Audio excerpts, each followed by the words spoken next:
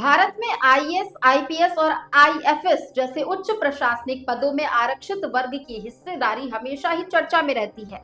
हाल ही में राज्यसभा सांसद जॉन ब्रिटास ने प्रधानमंत्री मोदी की सरकार से सवाल पूछा कि इन अधिकारियों के कितने पद खाली है और ओबीसी, एससी और एसटी वर्ग से कितनी भर्तियां हुई हैं। इसके जवाब में केंद्रीय मंत्री जितेंद्र सिंह ने राज्यसभा में जानकारी दी कि तीनों सेवाओं में कुल 2830 पद खाली हैं। इनमें से आईएएस में 1300, आईएफएस में 1029 और आईपीएस में 505 पद खाली हैं।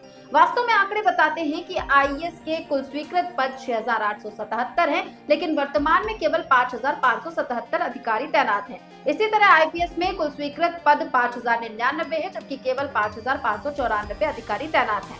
आईएफएस में कुल 3193 और वर्तमान तैनाती में 2164 है। इससे साफ पता चलता है कि इन सेवाओं में रिक्त पदों की संख्या काफी अधिक है और भर्ती की प्रक्रिया में तेजी की जरूरत है। पिछले 5 सालों के आंकड़ों पर नजर डालें तो ओबीसी, एससी और एसटी वर्ग से कितने अधिकारी बने हैं, ये भी सामने आया है। सबसे पहले ओबीसी वर्ग की बात करें तो आईएएस में 245 अधिकारी, आईपीएस में 255 और आईएफएस में 231 अधिकारी इस वर्ग से भर्ती हुए हैं।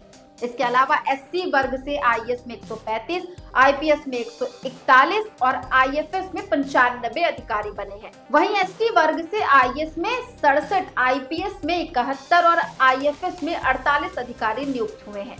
इस आंकड़े से ये तो साफ दिखता है कि आरक्षित वर्गों की भर्ती में लगातार सुधार हो रहा है, लेकिन रिक्त पदों की संख्या अभी भी चुनौती बनी हुई है।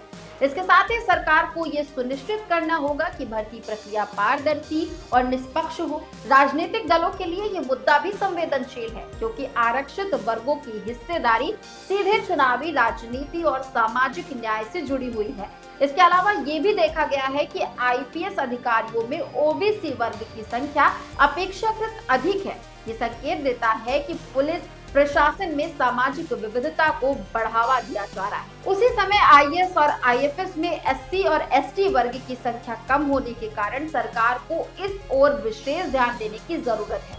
इस प्रकार पिछले 5 सालों के आंकड़े बताने वाले हैं कि प्रशासनिक सेवाओं में आरक्षित वर्ग की भागीदारी बढ़ रही है, लेकिन रिक्त पदों और तैनाती में असमानता अभी भी बड़ी समस्या है। इस मुद्दे को राजनीतिक दृष्टिकोण से देखें तो ये विपक्ष के लिए भी सरकार पर सवाल उठाने का मौका है। वो कह सकते हैं कि सरकार की भर्ती प्रक्रिया धीमी है और विभिन्न वर्गों के अधिकारों और प्रतिनिधित्व को पूरा नहीं कर रही है। इस पूरे मुद्दे पर आपकी क्या राय है, हमें कमेंट करके बताइएगा जरूर।